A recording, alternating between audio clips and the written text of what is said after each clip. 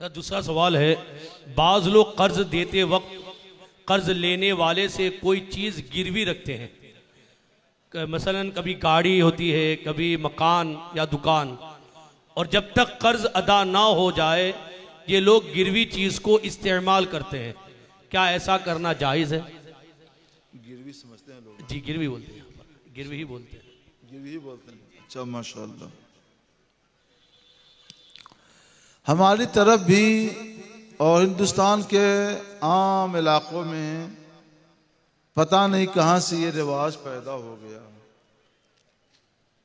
कि लोग कर्ज देते हैं और कर्ज की वजह से दुकान या मकान या जमीन या गाड़ी रहन के नाम पर, गिरवी के नाम पर रख लेते हैं।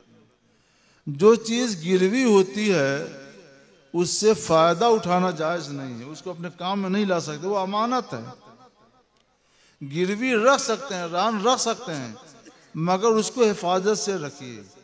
अगर आपने मोबाइल किसी का रखा है गिरवी, तो उसमें आप टाइम भी नहीं देख सकते हैं, फोन आए तो फोन पर बात भी नहीं कर सकते हैं।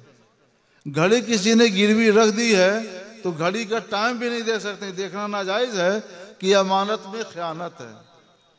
मगर यहाँ क्या होता है कि रहन इसीलिए लिया जाता है, गिरवी इसीलिए रखा जाता है कि उस गिरवी रखी हुई चीज से फायदा उठाया जाए।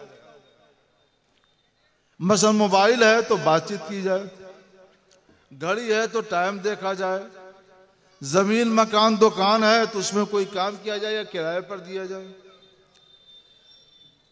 तो ये कर्ज देकर मकरूज की चीज से फायदा उठाना है कर्ज की वजह से, और कर्ज की वजह से मकरूज से कोई चीज लेकर जमीन जायदाद गाड़ी घड़ी मोबाइल दुकान मकान कुछ भी लेकर और उससे फायदा उठाना, ये हकीकत में रहन नहीं है, गिरवी नहीं है, ये हकीकत में सूद है, रिबा है। हदीस में है, हुजूर सैयद आलम सल्लल्लाहु ताला अलैहि वसल्लम ने फरमाया, कुल्लु कर्जिन जर्र मनफातन फहुवा रिबा।